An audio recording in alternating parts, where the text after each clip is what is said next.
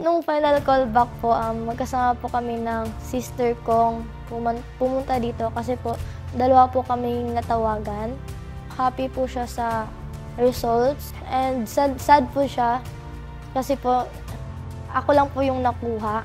Lagi po kami magkasama ng sister ko sa mga contest po talaga, sa mga banda. Pagkasama ko po siya, may salig ba? Kung sa Bisaya, salig.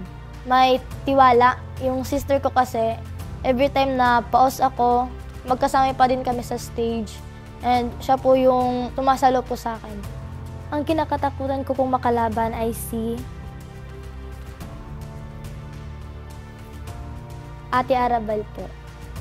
Lahat naman po sila kinakatakutan ko, but si Ate Arabel po talaga yung mas kinakatakutan ko po kasi po ang galing niya pong kumanta po talaga. Ang masasabi ko po sa mga clashers, mag-enjoy lang po tayo and good luck po sa atin.